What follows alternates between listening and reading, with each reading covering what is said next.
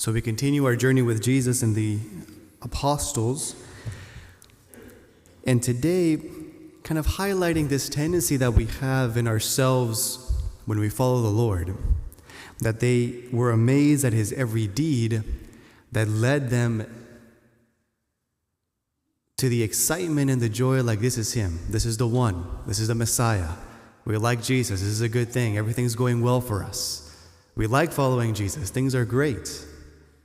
And the Lord takes a moment today to remind them and to remind us, hey, pay attention to what I'm saying. The Son of Man will be delivered to men. The Son of Man will suffer. The Son of Man will have to undergo his passion and die.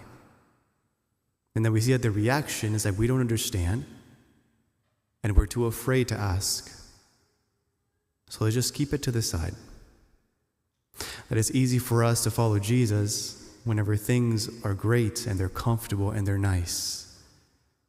And how much more difficult it becomes. And therein is a challenge whenever the cross is presented to us.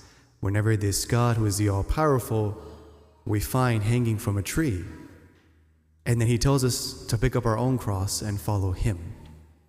It's the same God. It's the same love. It's the same power.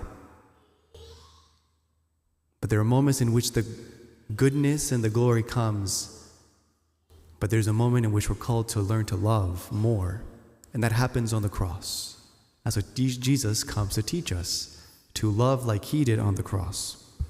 And so we'll end with these words from our saint of today, St. Vincent de Paul, as he faces the sufferings and how he finds the meaning in these sufferings. He says, let us be aware of complaints, resentments, and evil speaking against those who are ill disposed to us, discontented with us, or hostile to our plans and arrangements, or who even persecute us with injuries, insults, and calumnies.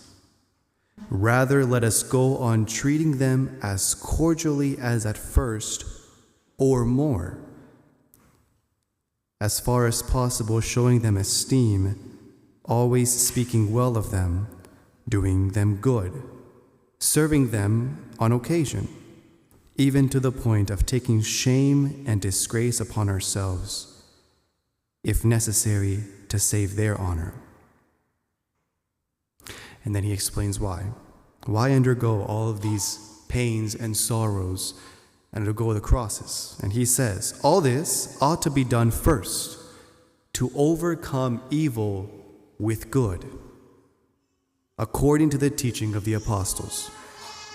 And secondly, because they are our allies rather than our adversaries, as they help us to destroy self-love, which is our greatest foe.